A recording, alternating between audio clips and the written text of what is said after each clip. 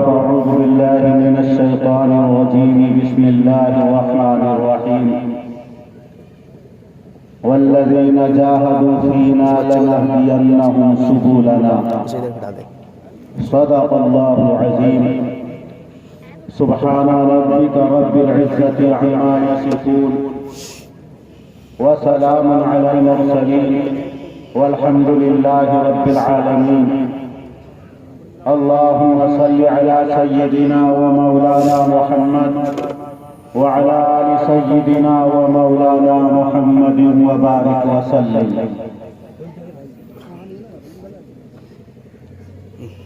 میرے ماضی کی تابانی کوئی تاریخ سے پوچھے، میرے ماضی کی تابانی کوئی تاریخ سے پوچھے، نہیں پائی کہیں اسلاف میں محرومیاں ہم نے. ہماری جان نثاری برگ و گل غنچے سنائیں گے، ہماری جان نثاری برگ و گل غنچے سنائیں گے کہ ہر سرخی چمن کو خون دل سے کی عطا ہم نے. ہماری سادہ لوہی پر زمانہ محو حیرت ہے،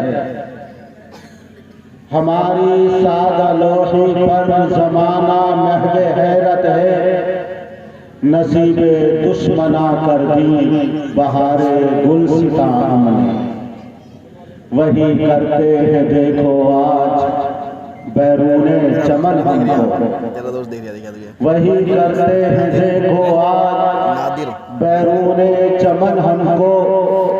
چمن میں جن کی خاطر کی چمن آرائیاں ہم.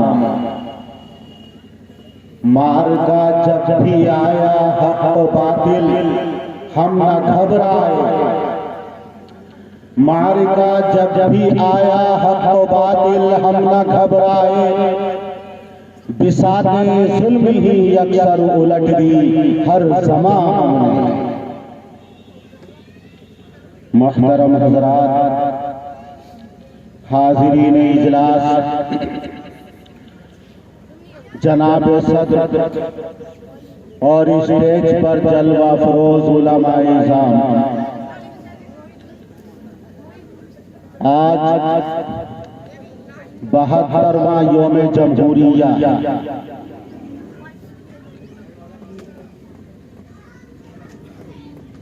جس کی خوشی میں ہمارا اور آپ کا یہاں مدرسہ اسلامیہ عربیہ شیخ الہند کے صحن کے اندر اجتماع ہوا.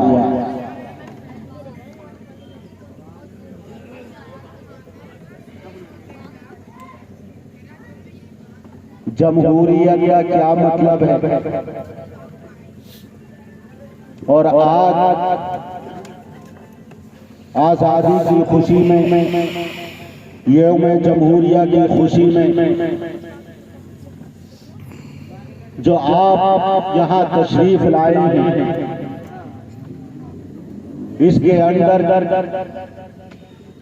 مسلمانوں نے کیا قربانیاں پیش کی ہیں. یہ آزادی کا سورج صرف 1-2 گھنٹے کے لیے طلوع نہیں ہوتا. یہ جو آزادی کا سورج طلوع ہوا ہے، اس کے لیے کتنے مسلمانوں نے اپنی جانوں کا نذرانہ پیش کیا. تقریباً 22,000 علماء کرام تختہ دار پہ لٹکے تھے. گولیوں سے ان کے سینوں کو چھلنی کیا گیا ہے. توپوں کے کہانی پر باندھ کر توپوں کو داغ دیا گیا ہے. ان کے جسم کے ٹکڑے ٹکڑے کر دیے گئے. دہکتے ہوئے انگارے اور بھڑکتے ہوئے شعلوں کے ان کو حوالے کر دیا گیا. تقریباً 5 لاکھ مسلمانوں نے آج کا دن دیکھنے کے لیے اپنے جسم کے خون کا آخری قطرہ تک بہایا ہے. اس دن کے لیے کتنی عورتیں بیوہ ہوئی ہیں، کتنے بچے یتیم ہوئے ہیں. کتنے ماں باپ کی گودیں اجڑی ہیں، کتنے گھر ویران ہوئے ہیں، برباد ہوئے ہیں، اور کتنے لوگ خانہ برباد ہو گئے ہیں، کتنوں کو جلا وطن کر دیا گیا کہ کبھی اپنے وطن معروف اور وطن عزیز کی طرف لوٹنے کا ان کو موقع میسر نہ ہوا، غربت اور اجنبیت اور پردیس میں رہنے کی حالت میں انہوں نے اپنی جان اللہ کے سپرد کی۔ کتنے علماء کرام اور عزت دار سر پر آغوردہ مسلمان کالے پانی بھیجے گئے، جزیرہ انڈومان میں قید و مشقت کی زندگی انہوں نے برداشت کی ہے، اور آج بھی وہی جزیرہ انڈومان کے اندر ان کی قبریں موجود ہیں، وہی آسودہ خواب ہیں۔ کتنے حضرات ایسے تھے کہ اس وطن کی آزادی کی خاطر 25 سال 30 سال تک انہوں نے سرحد پر زندگی گزاری، بعض موقعوں پر ناکامی کا سامنا کرنا پڑا تو روس کا اور بخارا کا سفر کیا، اور پوری زندگی انہوں نے وہی بسر کر یہ آزادی کا سورج یوں ہی طلوع نہیں ہوا ہے، لیکن قوم مسلم کی اس میں بھی شامل ہوں اور سر فہرست ہوں،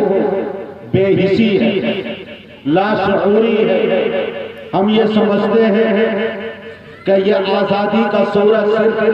گھنٹے 2 گھنٹے 3 گھنٹے کے لیے طلوع ہوتا ہے۔ ہم نے پرچم کشائی کر لی، ترنگا جھنڈا لہرا دیا، قومی ترانہ اور قومی گیت پڑھ کر سنا دیا گیا، کچھ آزادی کی نظمیں سنا دی گئی اور پڑھ دی گئی، اور سمجھ لیا گیا کہ ہم نے آج آزادی یا یوم جمہوریہ کا حق ادا کر دیا، اس جشن کا حق ادا کر دیا۔ کبھی ہم نے اس کے پس منظر کو دیکھا ہے، کبھی ہم نے غور کیا ہے کہ جس کھلی فضا میں ہم سانس لے رہے ہیں، اس کے لیے ہمارے اکابر میں علماء کرام نے، عوام مسلمانوں نے کس درجے کی قربانیاں دی ہیں، ماں اور بہنوں نے کیسی جانفشانیاں پیش کی ہیں، اثار اور قربانی کا عملی نمونہ پیش کیا ہے، لیکن ہم صرف گھنٹے 2 گھنٹے کے لیے جشن منا کر، قومی گیت پڑھ کر یہ سمجھتے ہیں، پرچم کشائی کر کے یہ سمجھتے ہیں کہ ہم نے حق ادا کر دیا۔ کیا ہم نے کبھی اپنے اکابر کی قربانیوں کو منبر و محراب سے بیان کرنے کی کوشش کی ہے؟ کبھی عام مسلمانوں نے تاریخی صفحات کو کھنگالنے کی کوشش کی ہے جن کے آج ہم اور آپ مرہون ملت ہیں؟ ایک تو ظلم غیروں نے کیا ہے کہ آزادی کے بعد ایک ایسا نظام مرتب کیا گیا جس میں صرف چند لوگوں کے جو مجاہد آزادی تھے نام ملیں گے اور باقی کو مٹا دیا گیا۔ آپ کو نام لے دے کے ملے گا مولانا ابوالکلام آزاد، شیخ الاسلام حضرت مولانا حسین احمد مدنی، یا اشفاق اللہ خان، اور برادران وطن میں مہاتما گاندھی جی، نیتا جی سبھاش چندر بوس، اور اس طرح کے چند نام ملیں گے، اور اس کے علاوہ آپ کو جو غیروں نے اسلام دشمنی،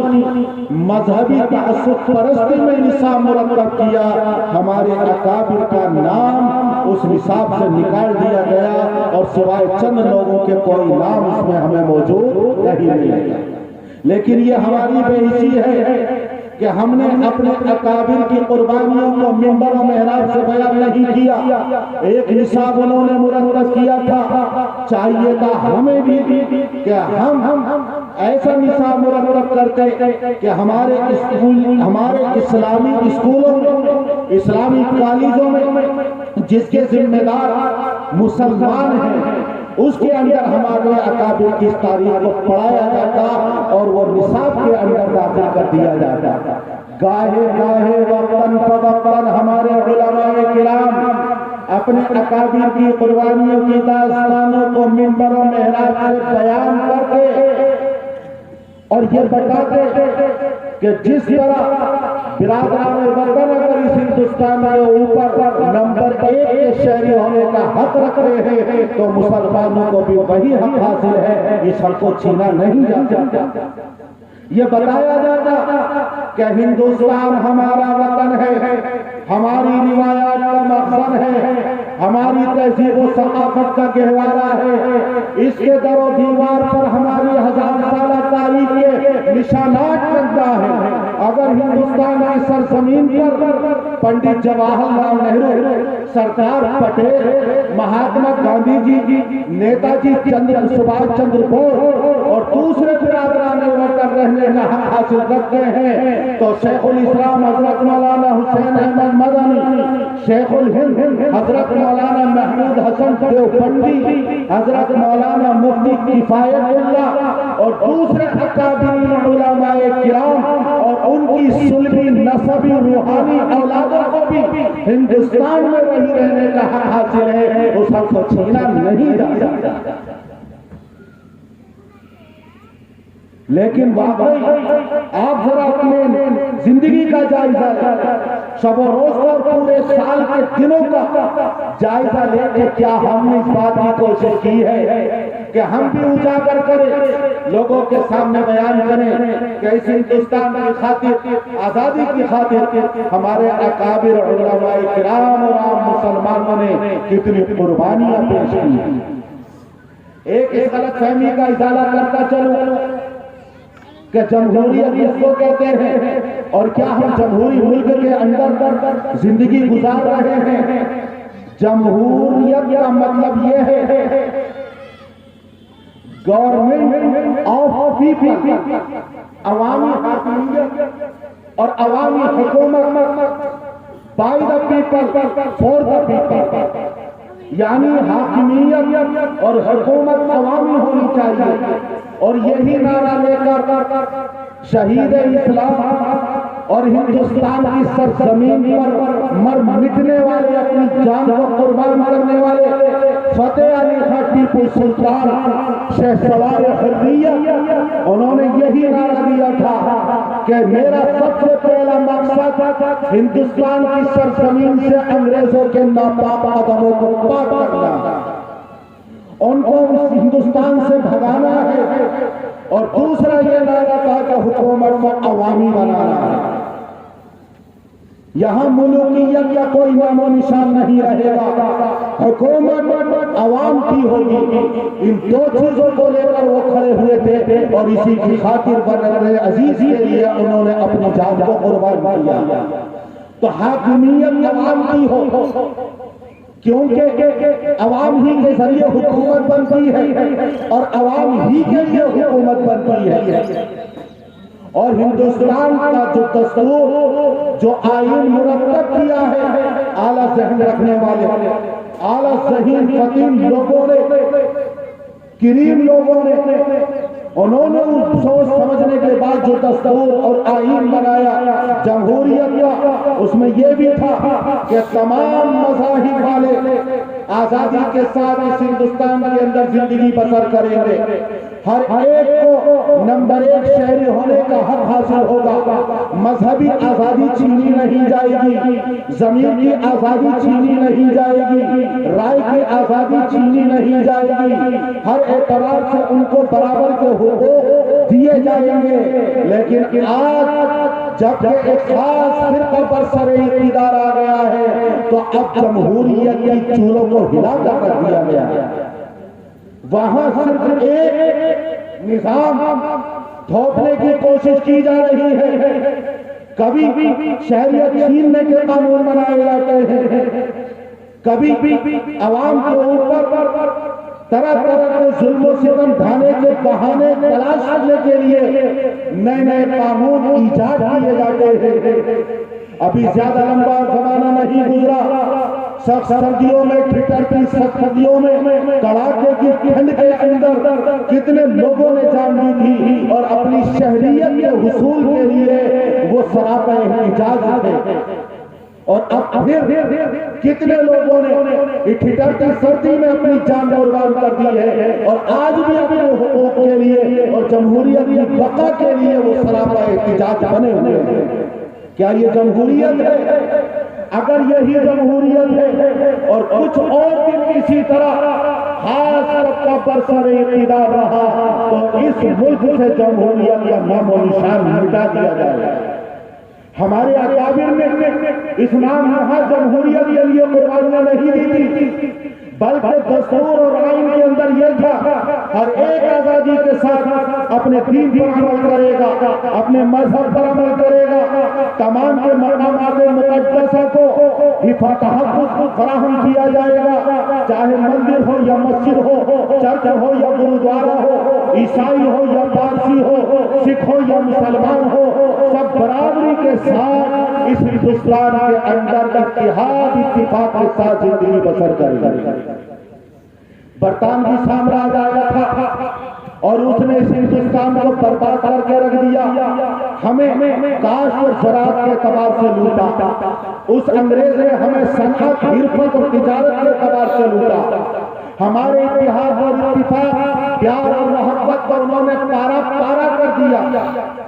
اور اس نے یہاں نفرت کی ایسی خلیج پیدا کر دی جو آج پر ہونے کا نام نہیں لے رہی ہے۔ یہاں فرقہ واریت کا نام و نشان نہیں تھا۔ آپ انگریزوں سے پہلے پورے مغلیہ دور کی تاریخ کو پڑھتے چلے جائیے، کہیں بھی ایک ہندو مسلم فساد کا نام و نشان نہیں ملے گا، بلکہ ظہیر الدین بابر اس نے اپنے بیٹے ہمایوں کو یہ وصیت اور نصیحت کی تھی کہ بیٹے یہ ملک تمام مذاہب کا گہوارہ ہے، یہاں سب کو برابری کے رہنے کا حق حاصل ہونا چاہیے، کسی ایک کی حمایت مت کرنا ورنہ تم کبھی بھی اس ملک پر حکومت اور حکمرانی کر نہیں سکو گے، یہ وصیت کی تھی۔ اور اس طرح رواداری کا معاملہ تھا کہ بابر کے زمانے میں، ہمایوں کے زمانے میں، اکبر کے زمانے میں، جہانگیر کے زمانے میں، شاہجہاں کے زمانے میں، اورنگزیب کے زمانے میں، تمام مغلیہ دور کے اندر ان کے وزراء اور ان کے وزیر اعظم، ان کے سپہ سالار جن کے ہاتھ میں فوج کی کمان ہوتی تھی، بڑے بڑے راجپوت ہوتے تھے، ٹھاکر ہوتے تھے، ہندو ہوتے تھے۔ اورنگزیب رحمۃ اللہ علیہ کو بڑا بدنام کرنے کی کوشش کی گئی ہے، لیکن اگر آپ تاریخ پڑھیں گے تو اورنگزیب رحمۃ اللہ علیہ کے زمانے میں حق ہزاری جو سب سے بڑا عہدہ تھا وہ ایک ہندو کے سپرد کیا گیا تھا۔ افغانستان جہاں کل کے کل اور ٹوٹل کے ٹوٹل مسلمان تھے، اورنگزیب رحمۃ اللہ علیہ نے وہاں کا سپہ سالار اور وہاں کا کمانڈر ایک ہندو راجپوت کو بنایا تھا۔ فرقہ پرستی کا نام نہیں تھا، مذہبی تعصب پرستی کا نام و نشان نہیں تھا۔ یہ کہاں سے آئی ہے؟ یہ انگریزوں کا بویا ہوا بیج ہے جو آج ہم ہندوستان کے اندر نفرت اور نسلی فساد اور مذہبی فساد کی شکل میں کاٹ رہے ہیں۔ ایک انگریز ہے جس کا نام ہے سر ہنر ایلٹ، غالباً اس کا نام ہے۔ اس نے دیکھا کہ یہ ہندو لوگ مسلمانوں کی تعریف کرتے ہیں، ان حکمرانوں کی تعریف میں قصیدے پڑھتے ہیں، بلکہ اپنے کام اگر شروع کرتے ہیں تو بسم اللہ پڑھ کر شروع کرتے ہیں۔ فارسی یہ لکھنا جانتے ہیں، اردو یہ لکھنا جانتے ہیں، فارسی اور ہندی یہ بولنا جانتے ہیں، اردو پہ یہ مہارت رکھتے ہیں، اتنی پیار اور محبت، اور جب نام لیتے ہیں مسلمان حکمرانوں کا تو بڑی عقیدت سے نام لیتے ہیں۔ اس انگریز کو یہ بات گوارا نہ ہوئی اور اس نے ایک تاریخ مرتب کی جس کے اندر صرف خرافات اور جھوٹ کی آمیزش اور کذب بیانی کہ مغلوں نے یہ ظلم کیا، اورنگزیب نے یہ ظلم کیا، اس طرح اس نے تاریخ مرتب کی اور اس طرح برادران وطن کے ذہنوں کو زہر آلود کیا گیا۔ پھر ایک کینسر انگریز آیا اور اس نے ایک نصاب مرتب کیا اور اس نصاب کو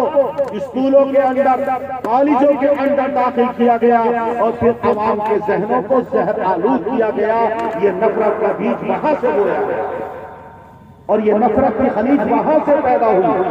ورنہ یہاں نفرت کا نام و نشان نہ تھا، سب پیار محبت سے رہتے تھے۔ ارے جھانسی کی رانی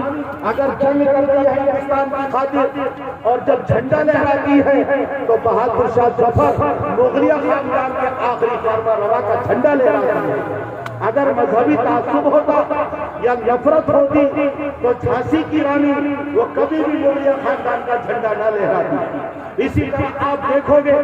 کہ ایک مرتبہ شیواجی کو جب شکست ہوئی ہے تو شیواجی کا سپاہ سالار ایک مسلمان تھا، اورنگزیب رحمت اللہ علیہ نے پیشکش کی کہ آپ ہمارے ساتھ آ جائیے، تو وہ مسلمان شیواجی کا سپاہ سالار یہ کہتا ہے کہ چاہے ہم جیتیں چاہے ہم ہاریں، میں شیواجی کا ساتھ چھوڑنے والا نہیں۔ تو دیکھیے اگر ہندو حکمراں ہے تو اس کا سپاہ سالار مسلمان ہے، اگر مسلمان حکمراں ہے تو اس کا سپاہ سالار ہندو ہے۔ یقیناً جنگیں ہوئی ہیں لیکن وہ جنگیں صرف راجیوں کو حاصل کرنے کے لیے، اپنی ریاستوں کو حاصل کرنے کے لیے، ان کی بقا کے لیے، ان کے تحفظ کے لیے، کبھی مذہب کے نام پر، کبھی دھرم کے نام پر نہ کوئی جنگ ہوئی ہے، نہ کوئی فساد ہوا ہے، نہ کوئی لڑائی ہوئی ہے۔ اس ہندوستان کے اندر انگریزوں کے آنے سے پہلے ہندو مسلمان تمام کے تمام پیار محبت سے رہتے تھے، اتحاد اور اتفاق سے رہتے تھے، لیکن انگریزوں نے ہمیں اتحاد اور اتفاق کے اعتبار سے اس طرح لوٹا ہے کہ ہماری تاریخ کو مسخ کیا گیا اور مغل حکمرانوں کو ایک ظالم حکمران کے روپ میں پیش کیا گیا اور وہ کتاب نصاب کے اندر داخل کر کے ان کے ذہنوں کے اندر نفرت کو بٹھا دیا گیا، ورنہ یہاں کوئی نفرت نہیں تھی۔ اسی روش پر آج خاص طبقہ چل کر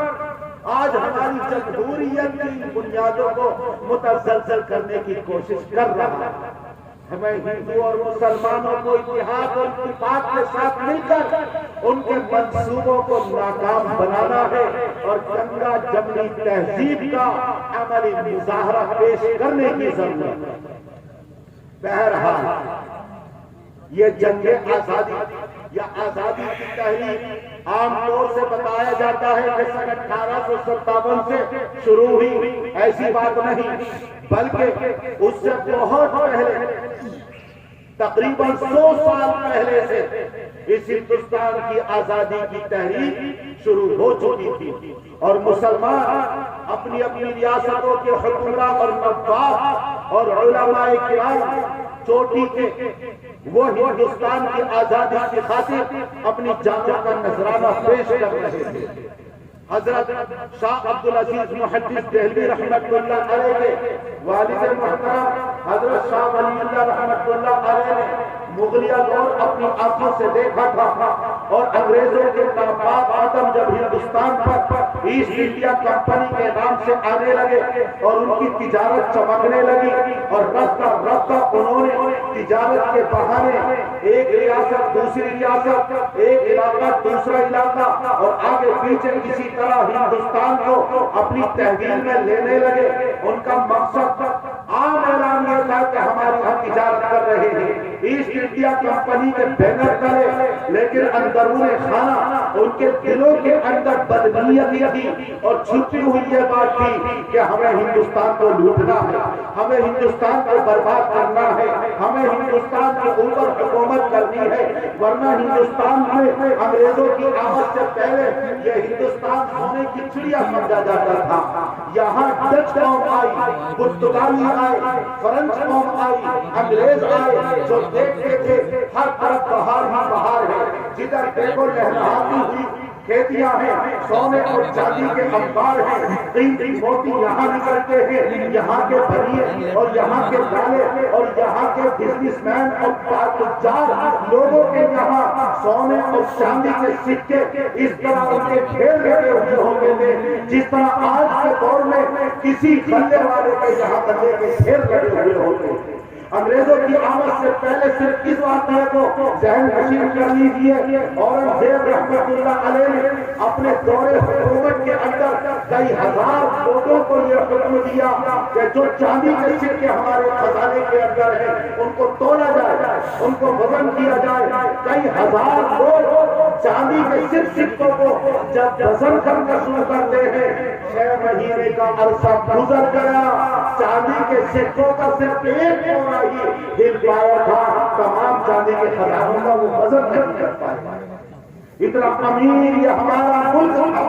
اتنا دولت مند ہمارا ملک تھا، سونے کے سکوں کے وزن کرنے کی نوبت ہی نہیں آئی تھی، یہاں تک کہ اورنگزیب رحمت اللہ علیہ کو ایک مہم پر مہاراشٹر اور دکن کا سفر درپیش ہوا اور وہ سفر پر چلے گئے۔ اتنی دولت تھی، یہاں کھیتی سونا اگلتی تھی، زمین سونا اگلتی تھی۔ جب یہ انگریز آئے انہوں نے دیکھا کہ خاص طور سے آسام کا علاقہ، بنگال کا علاقہ کاشت کے نام سے سونا اگلتا ہے، ان کی راج پکڑنے لگی، منہ میں پانی آ گیا اور انہوں نے سب سے پہلے بنگال ہی کو اپنا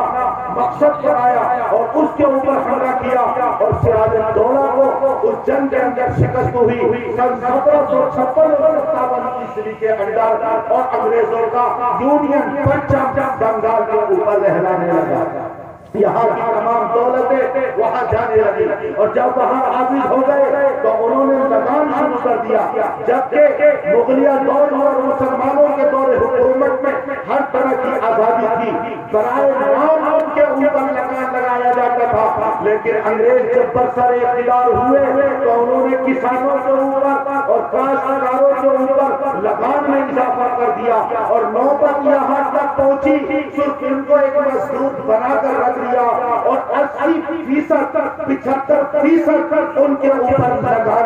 دیا گیا کہ بیچاروں کی مزدوری اور محنت بھی نہیں نکل کر آتی تھی۔ اس طرح وہ مفلس اور فلاس بن گئے اور فاقے کی حالت میں زندگی بسر کرنے پر مجبور ہو گئے۔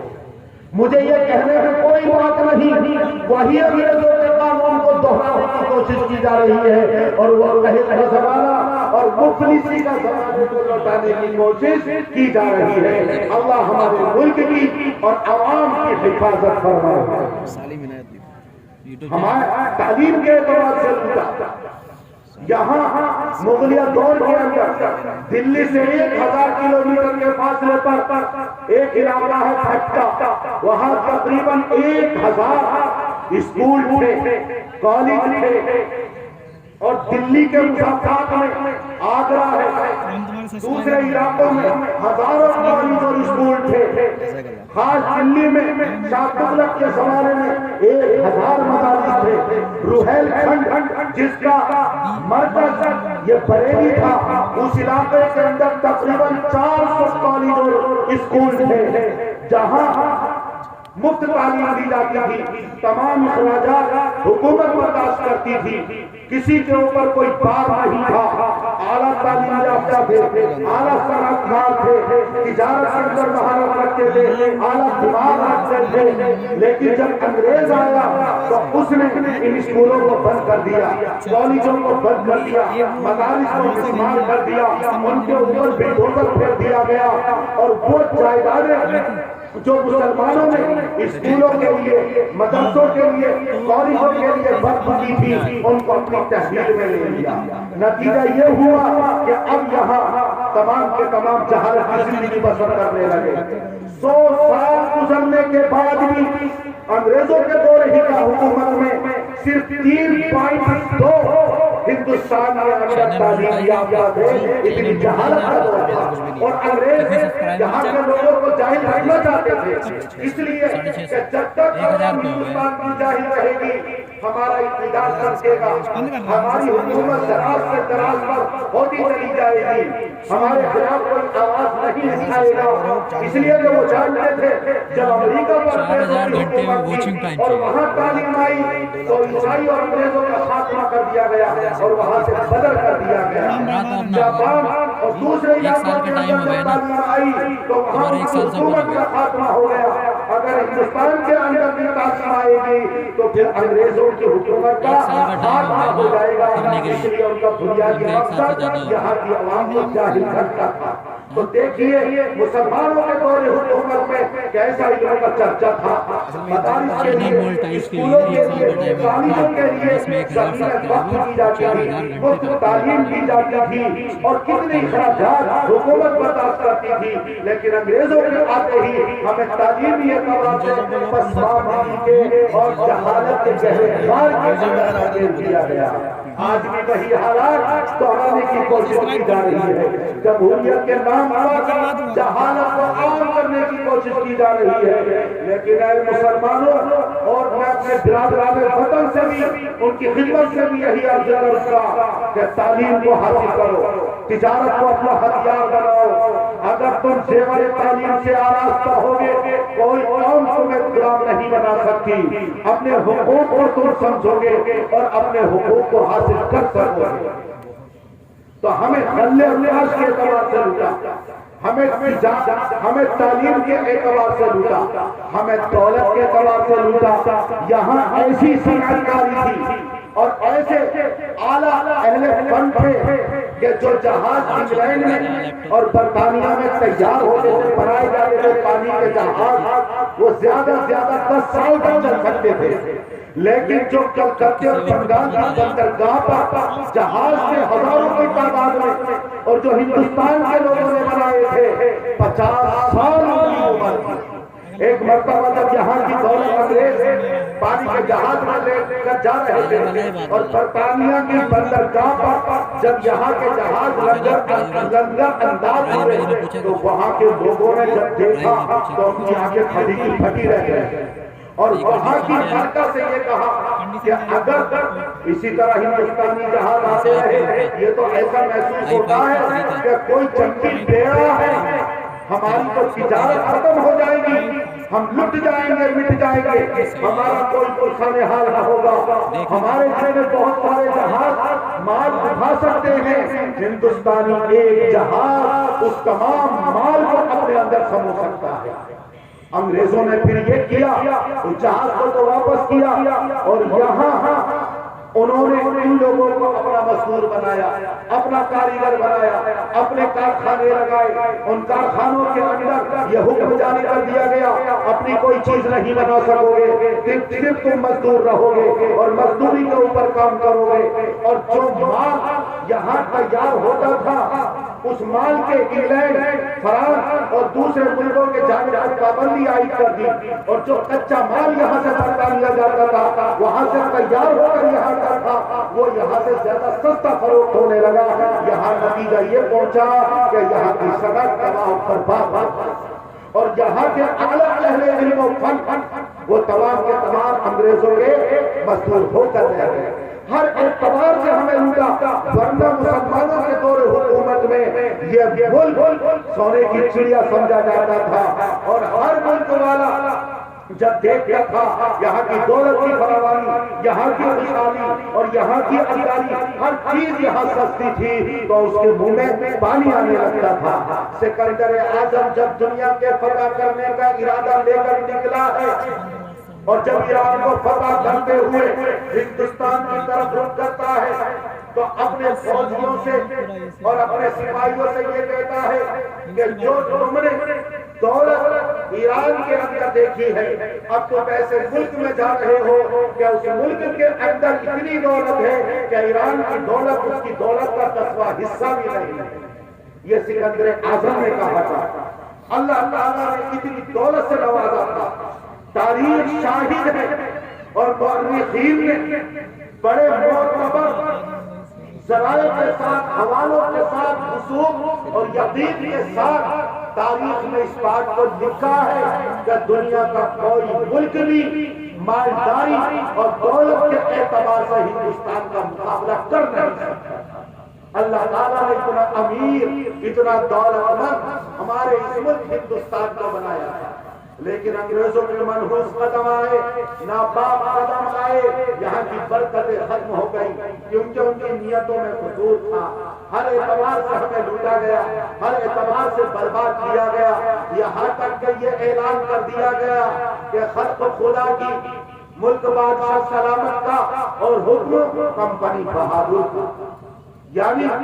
یہ مخلوق تو اللہ کی ہے اور ملک بادشاہ سلامت کا یہ دھوکہ دیا گیا کہ ملک تو مغل بادشاہی کا رہے گا، تاکہ عوام اس نعرے کو سن کر اور اس دھوکے میں آ کر ہماری بغاوت پر آوارہ نہ ہو جائے۔ اور پھر کیا کہا؟ حکم کمپنی بہادر کا، یعنی حکم جو چلے گا وہ صرف انگریز کا چلے گا۔ اس نعرے کو بہت سارے علماء بھی نہ سمجھ سکے، انہوں نے سوچا کہ ہم اس ملک کو دارالاسلام کہیں، دارالامن کہیں، دارالحرب کہیں، کیا کہیں؟ آیا دارالاسلام ہے؟ کیونکہ یہ بھی نعرہ ہے کہ ملک بادشاہ سلامت کا،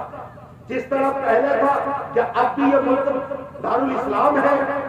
یا اسے ہم دارالامن کہیں کہ اگرچہ ملک غیروں کا ہو گیا ہے لیکن ہماری جان کا تحفظ ہے، ہمارے مال کا تحفظ ہے، مذہبی آزادی حاصل ہے، لہذا جنگ کرنا جائز نہیں۔ یا ہم اسے دارالحرب کہیں کہ جہاں ہماری آزادی چھین لی گئی ہے اب ہمارے لیے جہاد کرنا فرض عین ہو گیا ہے۔ سمجھ نہیں پا رہے تھے اس نزاکت کو۔ حضرت شاہ عبدالعزیز محدث دہلوی رحمت اللہ علیہ وہ اس سوچ بدے بازی سے مرعوب ہونے والے نہیں تھے، انہوں نے فراست ایمانی سے سمجھ لیا کہ اب یہ ملک دارالحرب بن چکا ہے، اور ان کی وجہ سے تمام مسلمانوں کے لیے، علماء کے لیے، عوام کے لیے راہ کھل گئی کہ اب یہ ملک دارالاسلام نہیں رہا، دارالامن نہیں رہا، بلکہ اب یہ دارالحرب بن چکا ہے۔ اس لیے کہ ہماری مذہبی آزادی چھین لی گئی، ہماری ضمیر کی آزادی چھین لی گئی، ہماری رائے کی آزادی چھین لی گئی، تمام قانون سازی کے اختیارات اب انگریزوں کے ہاتھ میں ہیں، جملہ قانون سازی اب ان کے اختیار میں چلی گئی ہے، اب ہمیں مذہب پر بھی عمل کرنے نہیں دیا جا رہا ہے۔ گنے چنے نام کے چند شعائر اسلام کے اوپر ہمیں عمل کرنے کی اجازت ہے کہ ہم ذبح کر لیں، ہم عیدین کی نماز پڑھ لیں، ہم جمعے کی نماز پڑھ لیں، ہم عید الاضحیٰ اور عید الفطر منا لیں، لیکن اس کے علاوہ ہمارے اوپر ہر طرح کی پابندیاں عائد کر دی گئی ہے، یہاں تک کہ ایک شہر سے دوسرے شہر جانے میں بھی انگریزوں کی پرمٹ کی ضرورت ہے، ان کی اجازت کی ضرورت ہے۔ حضرت شاہ ولی اللہ محدث دہلوی رحمت اللہ علیہ نے سن 1803 یا 4 یا 6 وہ اپنے دین میں مختلف قول لکھے ہیں، انہوں نے فتویٰ دیا کہ اب یہ ہندوستان دارالحرب بن چکا ہے، اب ہر ہندوستانی کے اوپر انگریزوں کے خلاف جہاد کرنا فرض ہے، اور جب تک اس کی جان میں جان ہے اور جب تک وہ زندگی گزار رہا ہے یا تو اس ملک کو آزاد کرائے ورنہ ملک کی آزادی کے لیے اپنی جان کو قربان کرے۔ حضرت شاہ ولی اللہ محدث دہلوی رحمت اللہ علیہ کی درسگاہ کے تربیت یافتہ حضرت شاہ سعید رحمت اللہ علیہ جو حضرت سید احمد شہید رحمت اللہ علیہ کے نانا ہوتے ہیں، ان کی روحانی تربیت کے نتیجے میں حیدر علی حکومت روز افزو بڑھا رہے ہیں، ان کی تربیت کے نتیجے میں میسور کی سلطنت ترقی کر رہی ہے، اور ٹیپو سلطان جیسا شہسوار حریت پیدا ہوتا ہے۔ جب بنگال کے اوپر انہوں نے قبضہ کر لیا اور 83 کی جنگ میں شکست ہو گئی، نواب سراج الدولہ کے ساتھ غداری کی گئی اور میر جعفر نے غداری کر کے انگریزوں کے حوالے وہ ہمارا علاقہ کر دیا، تو اس وقت انہوں نے اب یہ سوچا کہ اب ایک شہر میسور ہے، اب اس کا خاتمہ کرنا ہے اور سرنگت پٹم کی حکومت کو اپنے زیر نظر لانا ہے۔ انہوں نے مرہٹوں کو اپنے ساتھ لیا، نظام حیدرآباد کو تھمک کر خاموش کیا اور میر ثانی کو لالچ دیا، اور اس طرح فوجیں انگریزی فوجیں، نظام حیدرآباد کی فوجیں، مرہٹوں کی فوجیں ساتھ لے کر اب ٹیپو سلطان کے خلاف وہ نبرد آزما ہو گئے، ہر طرف سے حصار کر دیا گیا۔ سن 1799 کی عیسوی ہے، لیکن شہسوار حریت ان سے کہا گیا کہ آپ صلح کر لو، اپنے آپ کو انگریزوں کے حوالے کر دو ہو، ہر طرف سے گھر چکے ہو، لیکن انہوں نے ظلم و جبر کے آسمان پر یہ فقرہ لکھ دیا کہ گیدڑ کی 100 سالہ زندگی سے شیر کی 1 لمحے کی زندگی بہتر ہے۔ وہ شیر بہتر ہے جس کو مہلت 1 روزہ ملی، وہ شیر بہتر ہے جس کو مہلت 1 روزہ ملی، یا وہ گیدڑ جس کو بخشا گیا 100 سالہ خلود۔ گیدڑ کو 100 سال کی زندگی مل گئی، وہ بہتر ہے یا شیر کی 1 دن کی زندگی بہتر ہے؟ وہ ان کے خلاف سینہ سپر ہو گئے۔ تپتی ہوئی مئی کا مہینہ تھا، آسمان سے سورج گرمی برسا رہا تھا اور زمین کی شعلے ابل رہی تھی۔ گھوڑے کی ننگی پیٹھ پر سوار ہوئے اور انگریزوں کے نرغے میں گھس گئے۔ 7 گھنٹے تک مسلسل جنگ کرتے رہے، لڑتے رہے۔ پیاس کی شدت، دھوپ کی تمازت، گرمی کی وجہ سے ہونٹوں پر خشکی جم گئی۔ جدھر بھی اپنے لوگوں سے پانی مانگتے تھے وہ غدار ثابت ہوتے تھے، ساقی کے ہاتھ نہیں ہلتے تھے، کوئی پانی دینے کے لیے تیار نہیں تھا۔ ان کے اپنے سپاہیوں نے غداری کی، ان کے سپہ سالار نے غداری کی، ان کے وزیر اعظم نے غداری کی۔ ہندو ہو یا مسلمان، تمام کے تمام غدار ثابت ہوئے، لیکن ٹیپو سلطان کے حرم کی عورتوں نے، حرم نے ان کے ساتھ وفاداری کی۔ جب جنگ ختم ہوئی ہے، جہاں ٹیپو سلطان کی لاش ملی ہے، وہاں جہاں انہوں نے جامع شہادت نوش کیا ہے، آس پاس بہت ساری ان کے محل کی خاتون کی لاشیں بھی بکھری ہوئی نظر آ رہی تھی۔ 7 گھنٹے مسلسل لڑنے کے بعد انہوں نے جامع شہادت دیا ہے اور اپنے ہونٹوں کی خشکی کو ترک کیا ہے، لیکن اپنے جیتے جی اس ہندوستان کو انگریزوں کے خلاف، انگریزوں کے حوالے کرنا گوارا نہیں کیا۔ سن 1757 میں سراج الدولہ نے جنگ لڑی، سن 1764 کے اندر مجنو شاہ نے جنگ لڑی، سن 1765 کے اندر جنگ لڑی گئی، اور اسی طرح جنگوں کا سلسلہ مسلمانوں کی طرف سے، علماء کی طرف سے اور فرما رواؤں کی طرف سے انگریزوں کے خلاف جاری رہا، یہاں تک کہ سن 1799 عیسوی کے اندر ٹیپو سلطان نے اس ملک کی آزادی کی خاطر جامع شہادت نوش کیا۔ لیکن جو انہوں نے چنگاری آزادی کی بھڑکائی تھی، اور شاہ ولی اللہ رحمت اللہ علیہ نے جو ملک کی آزادی کا ایک نمونہ پیش کیا تھا، شاہ عبدالعزیز محدث دہلوی رحمت اللہ علیہ نے جس کے لیے اپنے آپ کو، اپنی اولاد کو، اپنے بھتیجے کو سید احمد شہید، سید اسماعیل شہید، اور اپنے داماد حضرت مولانا عبدالحی، ان تمام کو سید احمد شہید رحمت اللہ علیہ کے حوالے کر دیا۔ تو جو انہوں نے چراغ جلایا تھا وہ شہیدوں کے خون سے بجھنے والا نہیں تھا، بلکہ ان کو توانائی مل رہی تھی، ان کو طاقت مل رہی تھی۔ سید احمد شہید رحمت اللہ علیہ وہ حج کے بہانے سے مکہ مکرمہ تشریف لے گئے، اور وہاں منی کی وادیوں میں ان کے زمانے سے حضور اکرم صلی اللہ علیہ وسلم کے زمانے کا فاصلہ 1250 سال کا ہے۔ جب حج سے ابھی تک صحیح طریقے سے فارغ نہیں ہوئے تھے، اسی منی کی وادیوں میں جہاں 1250 سال پہلے رحمت للعالمین حضرت محمد رسول اللہ صلی اللہ علیہ وسلم نے انصار مدینہ سے بیعت کی تھی، اسی جگہ سید احمد شہید رحمت اللہ علیہ مجاہدین سے بیعت لیتے ہیں اور ایک موقع پر یہ تقریر کرتے ہیں۔ کیا وجہ ہے کہ آقائے دو جہاں تو رحمت للعالمین بن کر آئے ہیں، اور آج رحمت للعالمین کے نام لینے والوں کے اوپر ظلم و ستم کی گھٹائیں امن کر آ رہی ہیں، ان کو ظلم و ستم کا تختہ مشق بنایا جا رہا ہے، ان کے اوپر ہر طرح کے ظلم و ستم ڈھائے جا رہے ہیں، ان کی عورتوں کی عزت و ناموس سے کھلواڑ کیا جا رہا ہے، ان کے مال و متاع کو لوٹا جا رہا ہے، ان کے گھروں کو نیلام کیا جا رہا ہے، گھروں کی قرضی کی جا رہی ہے، زمین جائیداد کو ضبط کیا جا رہا ہے، ان کو غلامی کی زندگی بسر کرنے پر مجبور کیا جا رہا ہے۔ کیا وجہ ہے؟ ارے ہمارے آقا رحمت للعالمین تمام جہانوں کے لیے رحمت بن کر آئے ہیں۔ آپ کی رحمت ایک ابر ریزہ بن کر ہر ایک کے اوپر برسا ہے، ہر ایک نے آپ کی رحمت کے دامن میں پناہ لی ہے، چاہے اپنا ہو یا پرایا، ہندو ہو یا مسلمان، یہودی ہو یا عیسائی، پارسی ہو یا مجوسی، ہر ایک نے آپ کے دامن رحمت کے اندر پناہ لی ہے۔ لیکن آج انہی رحمت للعالمین کے نام لینے والوں کو ظلم و ستم کا تختہ مشق بنایا جا رہا ہے۔ وہ لوگ جو امر آپ کو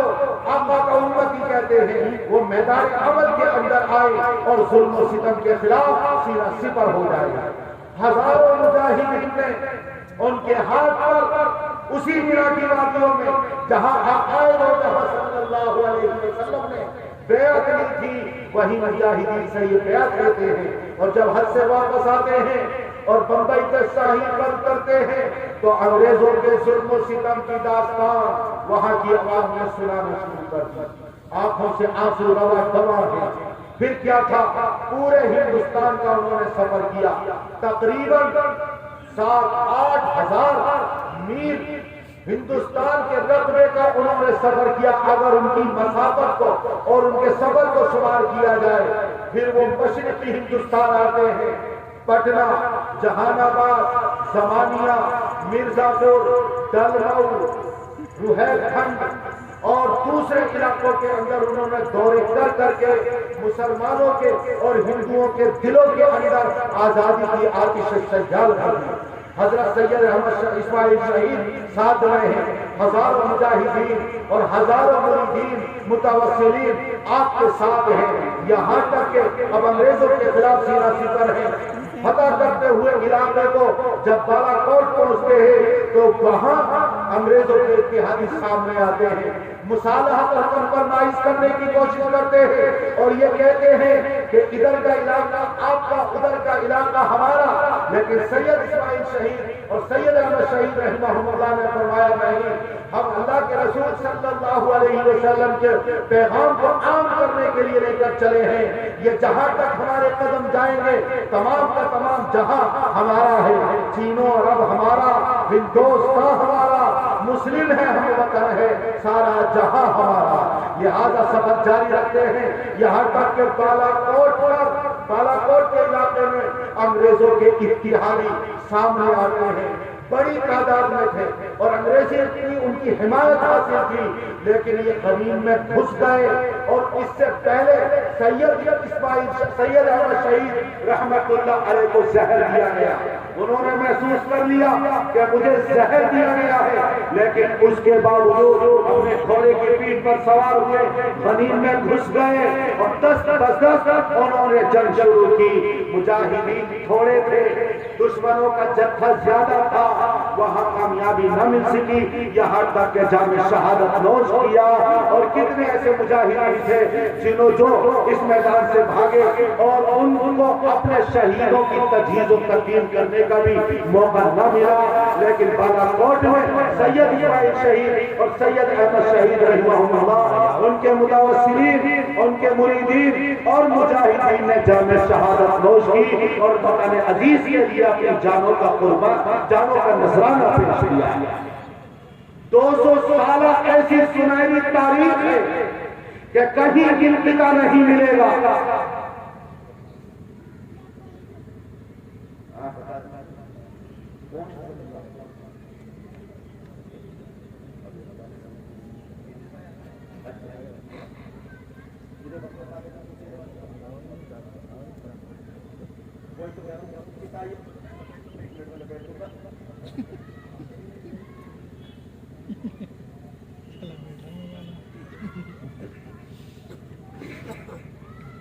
پوری 200 سالہ سنہری تاریخ ہے، بلکہ ان سے زیادہ، جہاں مسلمانوں نے، علماء نے اور ہماری عوام نے اس وطن عزیز کی خاطر اپنی جانوں کا نذرانہ پیش کیا ہے، قربانیاں پیش کی ہیں، اور کہیں بھی انقطاع نظر نہیں آتا۔ یہ سنہری زنجیر کہیں سے بھی ٹوٹی ہوئی نظر نہیں آتی۔ حضرت شاہ عبدالعزیز محدث دہلوی رحمت اللہ علیہ نے 1804 یا اس کے پاس آس پاس جو فضلہ جہاد جاری فرمایا تھا اس سے پہلے سے انگریزوں کے خلاف تحریک چلتی رہی اور مسلمان اور علماء اپنی جانوں کا نذرانہ پیش کرتے رہے، یہاں تک کہ 1757 اور پھر 1799 اور 1831 کے بعد 1857 میں تھانہ بھون شاملی ضلع مظفر نگر کے اندر ہے، وہاں ہماری حکومت قائم کر لی گئی۔ جب بہادر شاہ ظفر کو گرفتار کر لیا گیا، رنگون کے قید خانے میں بھیج دیا گیا، ان کے شہزادوں کے سر قلم کر کے ان کے سامنے تخت میں رکھ کر پیش کیا گیا۔ خونی دروازہ اسی لیے کہا جاتا ہے کہ وہاں انگریزوں نے ان کے ساتھ غداری کی اور شہزادوں کے سر قلم کیے ہیں، وہاں ان کے خون کو، وہاں انگریز سپہ سالار ان کے خون کو پیتا ہے، اور جب جا کر اس کی جسم، اس کی روح کو تسکین ملتی ہے، جب دیکھ لیا کہ اب ہمارا ہلالی پرچم قلعے کی فصیل سے اتار دیا گیا، یونین پرچم لہرا دیا گیا ہے، اب حضرت مولانا قاسم نانوتوی رحمت اللہ علیہ، جن کو اللہ تعالیٰ نے ہندوستان میں نہیں بلکہ بر صغیر میں حجت اللہ بنایا تھا، حجت اللہ فی الارض بنایا، جو حجت الاسلام تھے، نابغہ روزگار تھے، عبقری شخصیت تھے، ہزاروں سال نرگس اپنی بے نوری پر روتی ہے، ہزاروں سال نرگس اپنی بے نوری پر روتی ہے، بڑی مشکل سے ہوتا ہے چمن میں دیداور پیدا۔ حضرت نانوتوی رحمت اللہ علیہ خانقاہ تھانہ بھون کے اندر ہے، حضرت شیخ محمد رحمت اللہ علیہ، حضرت حاجی امداد اللہ مہاجر مکی، حضرت مولانا رشید احمد گنگوہی، حضرت حافظ جامع، حضرت مولانا منیر، حضرت مولانا مظہر نانوتوی اور دوسرے اکابر علماء دیوبند، تمام کا جھمگھٹا ہے، تمام کا مجمع موجود ہے۔ حضرت نانوتوی رحمت اللہ علیہ فرماتے ہیں کیا بات ہے کہ انگریزوں کے خلاف ہم نبرد آزما نہیں ہوتے اور ان کے خلاف جہاد نہیں کرتے، میدان عمل میں کیوں نہیں آتے؟ حضرت شیخ محمد رحمت اللہ علیہ فرماتے ہیں کیا بھائی کیا ہمارے پاس اسباب نہیں، ہمارے پاس وسائل نہیں، ہمارے پاس آلات جہاد نہیں؟ حضرت شیخ نانوتوی رحمت اللہ علیہ نے فرمایا کہ ہمارے پاس اصحاب بدر سے بھی کم اسباب ہیں۔ تو حضرت شیخ محمد رحمت اللہ علیہ نے فرمایا اگر تمہاری تمام حجتیں مان لی جائیں، تمہارے تمام دلائل تسلیم کر لیے جائیں، پھر بھی جہاد کے لیے امیر جہاد کی ضرورت ہے۔ حضرت نانوتوی رحمت اللہ علیہ نے فرمایا دیر کس بات کی لگتی ہے، لائیے حضرت حاجی صاحب کے ہاتھ کو پکڑا، یہ ہمارے امیر ہیں، اور ان کے ہاتھ پر بیعت کی، تمام نے آگے پیچھے ان کے ہاتھ پر بیعت کی، امیر جہاد مقرر کر لیا گیا، فوج کا سپہ سالار حضرت نانوتوی کو بنایا گیا، قاضی حضرت مولانا رشید احمد گنگوہی کو بنایا گیا، مائمہ اور مائسرہ داہنی جانب اور بائیں جانب فوج کے سپہ سالار جو مقرر کیے گئے، حضرت حافظ جامع شہید اور حضرت مولانا منیر رحمت اللہ کو متعین کر دیا گیا، اور اس طرح اب یہ انگریزوں کے خلاف میدان جہاد کے اندر اتر پڑے۔ خبر ملتی ہے کہ ایک سہارنپور سے انگریزی پلٹن چلتی ہے اور ان کے ساتھ توپی ہے، تمام کے اندر تھوڑی سی سراسیمہ کی مٹی، لیکن حضرت گنگوہی نے فرمایا فکر کرنے کی ضرورت نہیں، 40-50 مجاہدین اپنے ساتھ لیے، توڑے دار ان کے ساتھ بندوقیں ہیں، اور ایک باغ کے اندر جا کر چھپ گئے، کھیت کے اندر جا کر چھپے، اور یہ حکم دے دیا جب انگریزوں کی پلٹن گزرے گی میں جیسے ہی حکم دوں گا ایک دم سب فائر کر دینا۔ انگریزوں کی پلٹن جب گزرتی ہے ان کے ساتھ توپ خانہ ہے، ان کے ساتھ جدید ہتھیار ہیں، ان کے پاس انگریزی رائفلیں ہیں، لیکن جب گزرتی ہے اشارہ کرتے ہیں اور ایک دم جب وہ فائر کرتے ہیں تو وہ سمجھیں گے کہ معلوم نہیں کتنے مجاہدین یہاں چھپے ہوئے ہیں۔ توپ کو چھوڑ کر بھاگے، راہ فرار اختیار کی، توپ کو کھینچتے ہوئے لا کر تھانہ بھون مسجد کے سامنے ڈال دیا گیا اور کہا گیا کہ لیجئے یہ ہے توپ۔ لہذا اب تھانہ بھون میں اپنی حکومت قائم کر لی گئی، شامری کی تحصیل پر حملہ کیا گیا، انگریزی ریکارڈ کو جلا دیا گیا۔ جب اپنی حکومت قائم ہوئی دلی میں انگریزوں کو اطلاع ملی کہ مسلمانوں نے، علماء دیوبند نے اپنی حکومت قائم کر لی ہے، وہاں سے بے پناہ فوج انگریزوں کی اب ان سے مقابلے کے لیے چلتی ہے۔ ان کے پاس ایک توپ ہے، ان کے پاس توڑے دار بندوقیں ہیں، ان کے پاس ایسی جمعیت نہیں، ان کے پاس ایسے ہتھیار نہیں، ان کے پاس بے پناہ جمعیت تربیت اور فوج ہے، ان کے پاس بہت ساری توپیں ہیں، ان کے پاس جدید ہتھیار ہیں، لہٰذا جب شاملی پر پہنچے ہیں تو جب آمنے سامنے ہوتے ہیں تو اپنی توپوں سے، اپنی توپ سے جب مسلمانوں نے حملہ کیا ہے، یہ توپ کا گولہ سیدھا زمین میں جا کے گزرتا ہے، ان کی توپوں کے طرف سے اڑ گئے، کتنے لقمہ اجل بن گئے اور کتنوں نے راہ فرار اختیار کی، لیکن کہاں تک مقابلہ کرتے؟ نتیجہ یہ ہوا کافی جنگ اور جہاد کے بعد، لڑائی کے بعد مقابلہ نہ کر سکے اور راہ فرار اختیار کرنے پر، پسپا ہونے پر اور پیچھے ہٹنے پر مجبور ہوئے۔ جب پیچھے ہٹے بہت سارے لوگوں نے کہیں پناہ اختیار کی، اب انگریز تھانہ بھون کے اندر داخل ہوتے ہیں، لیکن اس سے پہلے فصیلوں کو بند کر دیا گیا، فصیل کی چاروں طرف دروازوں کو بند کر دیا گیا، انگریزوں نے تیز ڈال کر آگ لگا دی، فصیل کو توڑ دیا گیا، دروازوں کو توڑ دیا گیا، جو لوگ گھروں کے اندر محصور تھے دروازوں کو توڑ کر ان کو قتل کیا گیا، مال و اسباب کو لوٹا گیا، اور کتنے جو ان کے ہاتھ آئے ان کو باغ کے اندر کنوں میں لٹکا کر پھانسی کے پھندے پر لٹکا دیا گیا۔ تقریباً 132 لاشیں ایک زمانے کے بعد 2 سال تک تقریباً لٹکی رہی ہیں، اور 2 سال کے بعد جب یہ تھانہ بھون آباد ہوا ہے تو دیکھا گیا کہ وہ 132 جو مسلمانوں کی لاشیں تھیں ان کو نہ کسی گدھ نے کھایا، نہ کسی چیل نے نوچا، نہ کسی کوے نے انہیں گوشت کو کھایا، سوکھ کر لکڑی بن گئے تھے۔ یہ عند اللہ ان کی جہاد کی مقبولیت کی علامت تھی۔ 1912 کے اندر جب ایک وائس رائے انگریز تھانہ بھون کے پاس سے گزرتا ہے تو پوچھتا ہے یہ کون سا علاقہ ہے؟ کہا یہ تھانہ بھون ہے۔ انہیں تاریخ کے اندر پڑھا تھا کہ شاملی اور تھانہ بھون کے اوپر اس طرح حملہ کیا گیا تھا، ایک ٹھنڈی آہ لی اور یہ کہا اوہ آج تک تھانہ بھون آباد ہے۔ یعنی ایسا ظلم و ستم کا ننگا ناچ وہاں ناچا گیا تھا، موت کا رقص تھا کہ وہ حیرت میں پڑ گیا کہ اتنا ظلم و ستم کھانے کے بعد آج بھی تھانہ بھون آباد ہے۔ ہمارے اکابر اس ملک کی خاطر ہمیشہ اپنی جانوں کا نذرانہ پیش کرتے رہے، قربانیاں پیش کرتے رہے، ہجرت بھی کرتے رہے، جہاد بھی کرتے رہے، اور اسلامی پرچم کو بلند کرنے کی آخری دم تک انہوں نے کوشش کی ہے۔ حضرت حاجی امداد اللہ مہاجر مکی رحمت اللہ علیہ ہجرت کرتے ہوئے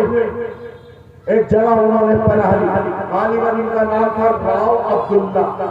ان کے اسکرل میں جب پناہ لی تو مخبر نے خبر کر دی کہ یہاں حاجی امداد اللہ صاحب چھپے ہوئے ہیں۔ گورا اپنی پلٹن کے ساتھ آیا اور یہ بہانے سے کہ مجھے کوئی گھوڑا خریدنا ہے، اس کونے کو دیکھا، اس جگہ دیکھا، استبل کے اندر گھسا، ایک کوٹری ہے، وہاں چوکی بچھی ہوئی ہے، مسلح بچھا ہوا ہے، پانی کا لوٹا رکھا ہوا ہے، زمین بھی وضو کے پانی سے نم ہے، اور یہ راؤ عبداللہ صاحب بڑے پریشان کہ آج تو مجھے بھی سولی پر چڑھا دیا جائے گا کہ میں نے حاجی صاحب کو پناہ دی ہے۔ لیکن وہاں جب دیکھا اور کونے کونے کو چھان مارا لیکن کہیں حاجی صاحب کا پتہ نہیں تھا۔ اس انگریز نے کہا کہ بھائی ہم نے آپ کو تکلیف دی، ہماری پسند کا گھوڑا یہاں نہیں ہے، چلا گیا۔ لیکن واپس جب آ کر دیکھا انہوں نے تو حاجی صاحب مسلح پر چوکی پر بیٹھے ہوئے ہیں۔ پوچھا حضرت آپ کہاں چھپ گئے تھے؟ کہا میں تو یہی بیٹھا ہوا ہوں۔ دیکھیے اللہ نے ایسی حفاظت کی کہ ان کی آنکھوں کے اوپر پردہ ڈال دیا، چوکی پر بیٹھے ہوئے، مسلح پر بیٹھے ہوئے انگریز کمانڈر اور انگریز فوج کو حضرت صاحب نظر نہیں آئے۔ اللہ تعالیٰ نے ان کے عمل کو اس طرح قبول فرمایا۔ حضرت مولانا مظہر نانوتوی رحمت اللہ علیہ ہمیشہ اپنے نیچے ہونٹوں پر زبان کو پھیرا کرتے تھے، گویا کہ چوس رہے ہیں، چاٹ رہے ہیں۔ کسی نے پوچھا کہ کیا بات ہے آپ ہمیشہ اپنے ہونٹوں پر زبان پھیرتے ہیں؟ کہا کہ ایک راز ہے جس کا میں افشا نہیں کرنا چاہتا۔ جب اسرار کیا گیا تو بتایا انہوں نے کہ جب ہم شاملی کی جنگ لڑ رہے تھے، انگریزوں کے خلاف جہاد کر رہے تھے، میں نے اپنی آنکھوں سے دیکھا ہے کہ جنت کی حور آ رہی ہیں، ان کے ہاتھوں میں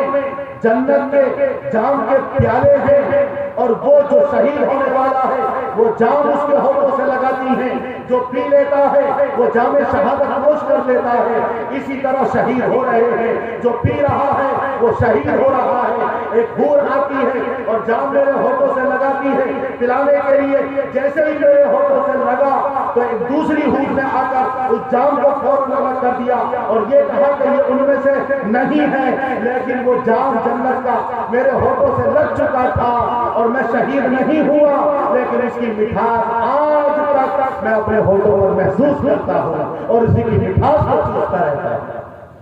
یہ جہاد ہمارے علماء دیوبند کا انگریزوں کے خلاف عند اللہ مقبولیت کی دلیل ہے۔ شاد باش و شاد بھی اے سرزمین دیوبند، ہند میں تو نے کیا اسلام کا پرچم بلند، ملت بیضا کی عزت کو لگائے چار چاند، حکمت بدھا کی قیمت کو کیا تو نے تو چند، ناز کر اپنے مقدر پر کہ تیری خاک کو کر لیا ان عالمان دین قیم نے پسند، جان کر دیں گے جو ناموں سے پیغمبر پر فدا، حق کے راستے میں کٹا دیں گے جو اپنا بند گرمی ہنگامہ جن سے ہے پرچم جان کر دیں گے ناموں سے پیغمبر پر فدا، حق کے راستے میں کٹا دیں گے جو اپنا بند کفر ناچا جن کے آگے بارہا تگنی کا نام، کفر ناچا جن کے آگے بارہا تگنی کا نام، جس طرح جلتے تبے پر رقص کرتا ہے سبن، ان میں قاسم ہوں کہ انور شاہ کہ محمود الحسن، سب کے دل تھے ارجمن، سب کی فطرت ارجمن۔ بہرحال علماء دیوبند کی یہ عند اللہ جہاد کی مقبولیت کی دلیل ہے۔ حضرت سید اسماعیل شہید رحمت اللہ علیہ جب بالاکوٹ کے اندر اس ملک کی آزادی کے لیے انگریزوں کے خلاف جہاد کر رہے تھے، ایک دشمن دین نے عقائد و جہاں حضرت محمد رسول اللہ صلی اللہ علیہ وسلم کی شان میں نازیبا گستاخانہ کلمات کہے تو حضرت اسماعیل شہید رحمت اللہ علیہ نے قسم کھائی کہ اے گستاخ رسول، جب تک میں تجھے تیرے کیفر کردار تک اور انجام تک نہیں پہنچا دوں گا، اس وقت تک میں جام شہادت نوش نہیں کروں گا۔ ایک خنجر اٹھایا اس گستاخ رسول کو قتل کرنے کے لیے، دوسرے دشمن نے تلوار اٹھائی، سر کو قلم کر دیا۔ حضرت سید اسماعیل شہید رحمت اللہ علیہ کا سر ان کے بدن سے جدا ہو کر دور جا کر گرا، دھڑ باقی رہ گیا، ہاتھ میں خنجر ہے لیکن اس کے باوجود کھڑے ہوئے ہیں، گستاخ رسول کے اوپر اس کے باوجود حملہ کرنے کی کوشش کرتے ہیں۔ اس نے جب دیکھا کہ بغیر سر کے یہ دھڑ میرے اوپر حملہ آور ہونا چاہتا ہے، خوف زدہ ہوا، پیچھے ہٹا، بھاگا، لیکن اسماعیل شہید رحمت اللہ علیہ پیچھے پیچھے، وہ آگے یہ پیچھے پیچھے، دور تک وہ گستاخ رسول بھاگتا رہا۔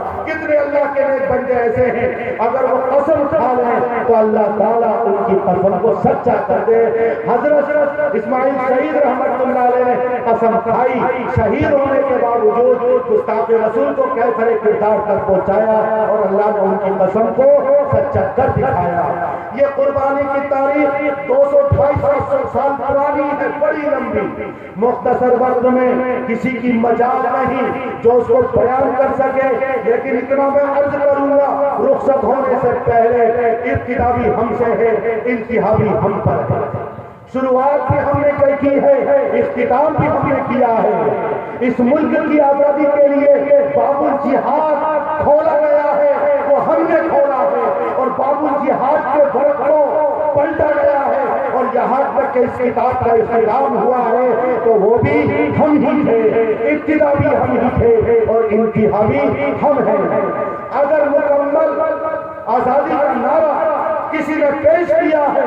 تو وہ صرف اور صرف ایک مسلمان تھا جس نے برطانیہ کے اندر پائے تخت کو پکڑ کر اور گرج دار آواز میں کہا تھا، میں غلام ہندوستان کے اندر واپس نہیں جاؤں گا، یا تو غلام آزادی کا پروانہ دینا ہوگا ورنہ 2 گز زمین دفن کے لیے انگلینڈ میں تمہیں دینی ہوگی، اور ملک کی خاطر انہوں نے وہاں جام شہادت نوش کیا ہے، ان کو زہر دے دیا گیا۔ یہ ایسے تھے جنہوں نے خلافت کمیٹی قائم کی، جن کی آواز بجلی کی طرح کڑکی ہے، بادلوں کی طرح گرجی ہے، اور جو بھی ان کے سامنے آیا ہے خلافت کمیٹی نے اس کو روز کر دیا ہے۔ زمین سے لے کر آسمان تک فلک شگاف نعرے خلافت کمیٹی کے گونج رہے تھے، اور ہندوستان کی آزادی کے لیے نعرہ بلند کرنے والے علی برادران وہ مسلمان تھے جن کو تاریخ مولانا محمد علی جوہر اور مولانا شوکت علی کے نام سے جانتی ہے۔ جمعیت علماء ہند جلیانوالہ باغ کا حادثہ پیش آیا اور نہتے مسلمانوں نے اپنے سینوں پر گولیاں کھائی ہیں۔ جنرل ڈائر نے جب گولیاں چلائی اور نہتے مسلمانوں نے خاک و خون میں تڑپ اپنا جان دے دی، تو اس کے بعد جمعیت علماء ہند کا قیام عمل میں آیا سن 1919 میں، اور پھر انہوں نے ترک موالات نان کوآپریشن فتویٰ جاری کر دیا۔ شیخ الاسلام رحمۃ اللہ علیہ کو گورا پلٹن نے دیوبند سے قید کیا، اور اسی کے تحت ان کے اوپر کراچی کا مقدمہ چلایا گیا، لیکن انہوں نے وہاں عدالت میں بھرے مجمع میں جبکہ رائفلیں چلی ہوئی ہیں، اور یہ بھی معلوم ہے کہ پھانسی سے کون سزا نہیں ہوگی، یہ کہا کہ اگر انگریز وائسرائے یہ چاہتے ہیں کہ ہمارے قرآن کریم کو مٹا دے، ہماری فقہ کو دریا بند کر دے، ہماری حدیث کی کتابوں کو ملیا میٹ اور نیست و نابود کر